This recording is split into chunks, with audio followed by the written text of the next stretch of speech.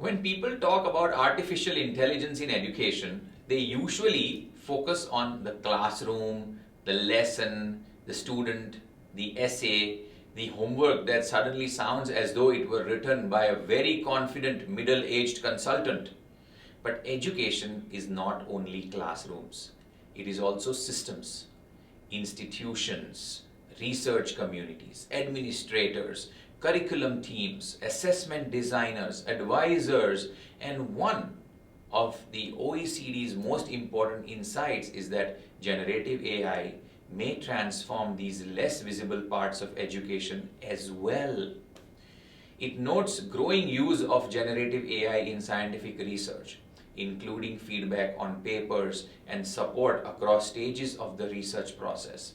It also points to administrative uses such as designing standardized assessment items, reviewing curricular alignment, tagging and classifying resources, and even providing well-tuned study and career guidance. Now, that may not sound glamorous, but it is profoundly important because education systems are often full of intelligent people doing unnecessarily repetitive work. Hours spent on formatting, sorting, aligning, categorizing, checking, chasing, drafting, and redrafting.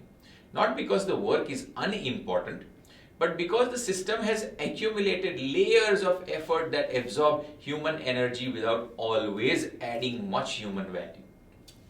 And whenever that happens, we should ask a simple question. What are humans for?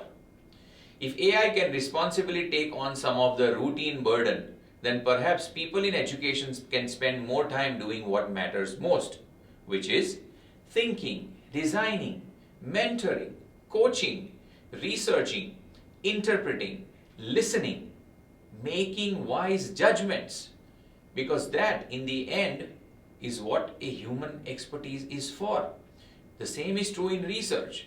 One of the most exciting possibilities here is not that generative AI will do scholarship for us.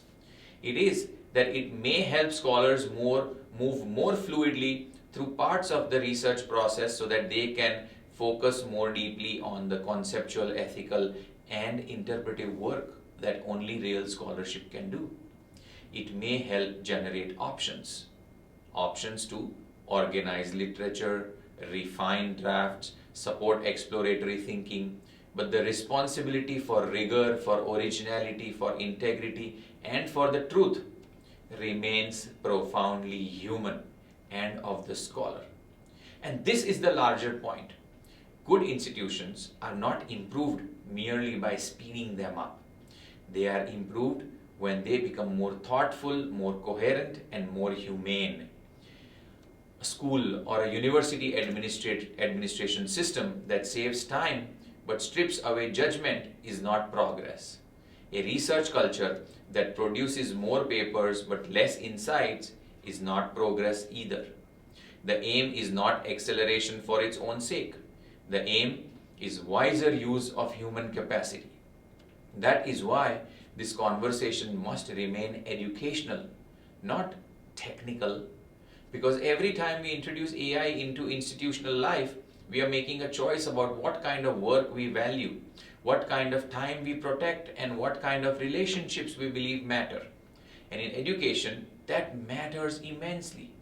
If we get this right, generative AI could help remove some of the bureaucratic drag that frustrates teachers, researchers, and administrators alike. It could help institutions become more responsive, efficient, coherent, and perhaps a little less exhausting. And if that happens, then the real beneficiaries will not be the systems themselves. It will be the people within them. Most importantly, the learners, followed by the educators, the researchers, the communities they serve. Because the ultimate test of innovation in education is not whether the machine becomes more capable. It is whether human beings are given more room to do meaningful work.